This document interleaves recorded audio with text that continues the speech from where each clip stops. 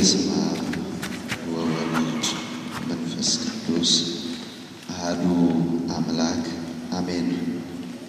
እግዚአብሔር መንጋውን እንድትጠብቁ የሾማችሁ አባቶች ካህናት፣ ወንድሞች ዲያቆናት፣ ከምንም በላይ ሰላም እግዚአብሔር የበዛላችሁ የቤተ ክርስቲያን ፈርጥ ጌጥ የካህናት አክሊሎች የምትሆኑ ሕዝበ ክርስቲያን እንደምን አመሻችሁ።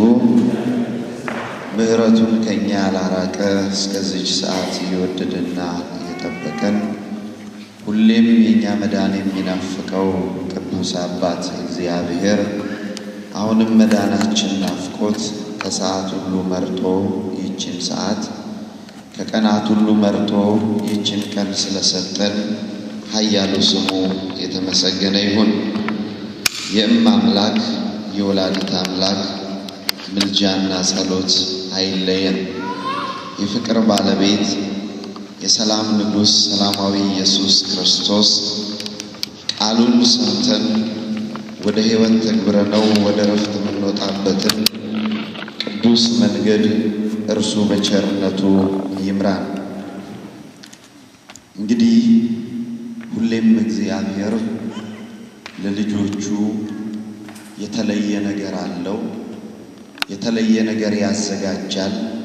የተለየ ነገር ይሰራል። እኛም በምንጓዝበት ጊዜ የተለያዩ ነገሮችን እናያለን።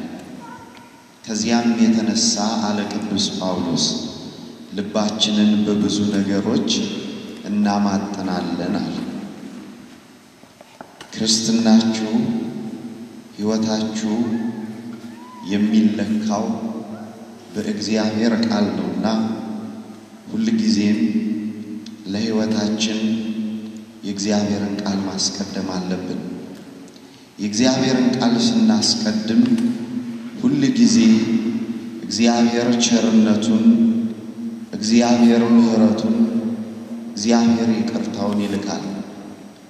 ለዛሬ እንደ እግዚአብሔር ፈቃድ የምንነጋገርበት የትምህርታችን ርዕስ የሚሆነው ቢቻላችሁስ ከሰው ሁሉ ጋር በሰላም ኑሩ የሚል ቃል ይሆናል። ይህንን ቃል ሐዋርያው ቅዱስ ጳውሎስ ለሮሜ ሰዎች በምዕራፍ 9 ቁጥር 18 ላይ አስቀምጦላቸዋል። ያው ቃሉ እንደዚህ ነው የሚለው። እንግዲህ መጽሐፍ ቅዱሴ ደቀቅ ያለች ናትና ወደ ብርሃን መውጣት አለብኝ። የሐዋርያው የቅዱስ ጳውሎስ መልእክት ወደ ሮሜ ሰዎች ምዕራፍ 12 ቁጥር 18 ለማንም ስለ ክፉ ፈንታ ክፉ አትመልሱ፣ በሰው ሁሉ ፊት መልካም የሆነውን አስቡ፣ ቢቻላችሁስ ከሰው ሁሉ ጋር በሰላም ኑሩ ይላል። ስለ ቃሉ እግዚአብሔር አምላካችን የተመሰገነ ይሁን። ይህንን ቃል ቅዱስ ጳውሎስ ለሮሜ ሕዝበ ክርስቲያን ተናግሮታል። የተናገረበትም መሰረታዊ ምክንያት የሮሜ ክርስቲያኖች ትልቅ ችግር ነበረባቸው። ይህንን ቃል ቅዱስ ጳውሎስ ተናግሮ ወደ ቆሮንቶስ መሄድ ስለነበረበት የቆሮንቶስ ጉዞ የተሳካ እንዲሆን የሮሜን ክርስቲያኖች በሃይማኖት ገመድ ማሰር ነበረበት። በሃይማኖት ገመድ መያዝ ነበረበት። የሁሉ ነገር መጨረሻው ምንድን ነው? የሚነግረኝ ሰው አለ? ኧረ ተው፣ እሱን ወዲያ ያርግልኝ። የሁሉ ነገር መጨረሻ ሰላም ነው። የሁሉም ነገር መጨረሻ እነዚህን ሰዎች በሰላም ቀለበት ካላያያዛቸው በቀር ክርስትናቸው ሊጸና አይችልም። በሰላም ገመድ ካላሰራቸው በቀር ክርስትናቸው ሊጠነክር አይችልም። ስለዚህ በመጨረሻዋ ሕቅታ የጉዞ ጫፍ ላይ ቢቻላችሁስ ከሰው ሁሉ ጋር በምን ኑሯል? በሰላም ኑሩ ቢቻላችሁ ነው ያለው። አይቻልም ማለት ነው ከሰው ጋር በሰላም መኖር። እንደማይችሉ እርግጠኛ ስለነበረ ምክንያቱም አንዱ ሰላም ፈላጊ ቢሆን አንዱ ደግሞ ሰላም የማይፈልግ ሊሆን ይችላል። አሁን እነሱ እንዳይጨነቁ የነሱ ግዴታቸውን እንዲወጡ ቢቻላችሁ ከሰው ሁሉ ጋር በሰላም ኑሩ። አሁን ሰው ተብሎ የሚቆጠረው የትኛው ነው? በአካባቢው ያለው። አሁን እዚህ ጋር እናንተ አላችሁ፣ ጧትና ማታ ትተያያላችሁ፣ በሰንበት ትገናኛላችሁ፣ በመንገድ ትገናኛላችሁ። እኛ ደግሞ ዛሬ መንገዳችንን እንሄዳለን፣ እናንተ ናችሁ የምትቀሩት እዚህ። አሁን ይሄ መልእክት ለእናንተ ሲሆን የኦክላንድ ሕዝበ ክርስቲያን ቢቻላችሁ ከሰው ሁሉ ጋር በምን ኑሩ? በሰላም። በሰላም ባንኖርስ ምንድነው ችግሩ ስንል አሁንም ቅዱስ ጳውሎስ ለሐዋርያት አገልግሎት በነበረበት ሰዓት ያስተላለፈው ኃይለ ቃል እንደዚህ ይለናል። የሐዋርያት ሥራ ምዕራፍ 24 ቁጥር 16 ላይ እንደዚህ ተቀምጧል። ስለዚህ እኔ ደግሞ በእግዚአብሔርና በሰው ፊት ሁልጊዜ ነውር የሌለበት ሕሊና እንዲኖረኝ እተጋለሁ። ስንት ጊዜ? ሁልጊዜ ነውር የሌለበት ሕሊና፣ ንጹህ የሆነ ሕሊና እንዲኖረኝ እተጋለሁ። በሰላም ለመኖር ከምን መሸሽ ነው? ከነውር መሸሽ። እዚህ ጭንቅላታችሁን ውስጥ ምን እንዳይገባ? ነውር እንዳይገባ። ነውር ከገባ ሹሩባ ብንሰራ፣ ፀጉራችንን ብንስተካከል፣ ሙሉ ልብስ ብንለብስ፣ ወርቅ ቢኖረን፣ ምርጥ መኪና ቢኖረን፣ ደሞዛችን ኃይለኛ ቢሆን፣ ነውር ጭንቅላታችን ውስጥ ካለ ቀና ብለን መራመድ አንችልም። እስኪ ስለ ነውር ትንሽ ነገር በጭንቅላታችን እንሳል። አንድ ሰው በጭንቅላቱ ውስጥ ነውር ከገባ እንበልና ያ ሰው ባለጸጋ ሊሆን ይችላል፣ ካህን ሊሆን ይችላል፣ ባለስልጣን ሊሆን ይችላል፣ ቆንጆ ሊሆን ይችላል፣ የታወቀ ሰው ሊሆን ይችላል። ያ ሰው ድግስ ተጠርቶ ሰዎቹ በነውር ያቁታል። ያንን ሰው ድግስ ተጠርቶ ያለውን አጊጦ ተኩኖ አጥሮ ወደ ድግሱ ሲገባ ነውር የሰራባቸው ሰዎች ሲያዩት፣ እሱም ሲያያቸው ሲገባ ቀና ብሎ የነበረው በአንድ ጊዜ ፊቱ ምን ይላል? ይጠቁራል። በነዛ ሰዎች ፊት ቀና ብሎ መቆም አይችልም። ከዛ በኋላ ቀኑን ምሽቱን ይበላሽበታል። ለምን? ካሁን ያዋረዱኝ ይሆን? ካሁን ምን ይሉኝ ይሆን?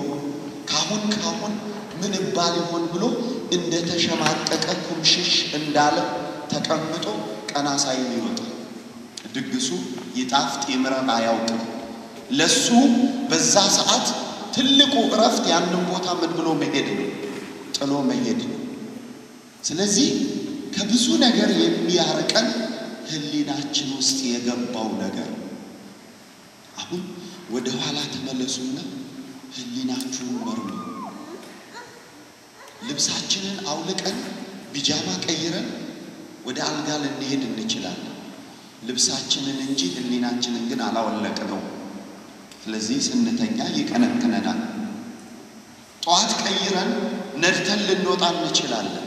ሕሊናችንን ግን ስላልቀየር ነው አሁንም መንገዳችን የትካዜ ይሆናል። ቅዱስ ጳውሎስ አስረግጦ የተናገረው በሰውና በእግዚአብሔር ፊት ነውር የሌለበት ሕሊና እንዲኖረኝ እፈልጋለሁ። አቤት ይሄ ያለው ሰው ምን ያህል የታደለ ነው! እንዴት እንደሚራመድ በሕሊናችሁ ሳ ምንም መጥፎ ነገር ያልሰራ ሰው እንዴት እንደሚራመድ በቃ እንደ ፈረስ እንደፈለገው ነው የሚራመድ። ማንም ምንም አይለውማ ከጀርባው፣ ማንም ስጋውን አይበላማ፣ ማንም ደሙን አይጠጣም። ምንም አላደረገም ምንም አላደረገችም እንዴት ታድለው እንደዚህ አይነት ሰዎች ወደ መኝታቸው ሲሄዱ እንቅልፍ ይወስዳቸው ምንም ነገር አያስጨንቃቸው ይሄ ምን ስለሆነ ንጹህ ስለሆነ ምንም ስላልጫነበት ሰው ሲያዩ ገና ሲታዩ ፊታቸው እንደ ፀሐይ ያበራል እንደዛ ያደርግ ሲባል እግዚአብሔር ይመስገን ሳለ መድኃኒዓለም በልበ ሙሉነት ነው የሚራመደው ሲናገርስ በልበ ሙሉነት ሲበላ በልበ ሙሉነት ሲለብስ እንደ ልቡ ያምርበታል እንደ ልቧ ያምርባታል ይሄ ንጹህ ሲሆን ይሄም ንጹህ ይሆን መጽሐፍ ቅዱስ ምንድነው የሚለው ሰው ልቡ ችግር ካለበት ፊቱ ላይ ያስታውቃል ምንም ፀሐይም ቢሆን ብርድም ቢሆን ጨለማም ቢሆን ቀንም ቢሆን ሁሌ ችግር ያለበት ሰው ምን እንዳለ ጭፍግግ ያለ ችግር የማጣት አይደለም የህሊና ዕዳ ያለበት ሰው ስለዚህ በሰላም ለመኖር ከህሊና ዕዳ መሸሽ ከህሊና ዕዳ ለማምለጥ ደግሞ መፍትሄው አንድ ብቻ ነው እስኪ ነግረኝ ማለት ሰው እንዴት ከህሊና ዕዳ ማውጣት ይችላል እንዴት ነው መውጣት የሚችለው እንዴት በሰውና በእግዚአብሔር ፊት እንዴት ከህሊና መዳን ይችላል አንዲት ነገር ብቻ ነው ያስፈልገው የእግዚአብሔር ልጆች እሱ ግዴታ ነው መወጣት ምንም መወጣት ግዴታ መወጣት ከኛ የሚጠበቀው ብቻ ማድረግ በሰው ጉዳይ አለመግባት በሰው ጉዳይ እጅን አለመክተት በጸብ መካከል በችግር መካከል በነደደ እሳት መካከል እጅን አለመክተት ወገንተኛ አለመሆን አንድን ሰው ሐሳብ ብቻ ሰምቶ አለመፍረድ ይሄ ከህሊና ዕዳ ያድናል ስጡ ሲባል መስጠት ኑ ሲባል መምጣት ስሩ ሲባል መስራት አድርጉ ሲባል ማድረግ ከህሊና ዕዳ ያድናል ብዙዎቻችን ግን የተጎዳነው በምን እየገባን በሰው ጉዳይ እስኪ ኑሯችንን እንመርምረው ከሰው ሁሉ ጋር በሰላም ነው የምንኖረው ሰው ሁሉ ሰላም ነው በሰላም ነው እየኖራችሁ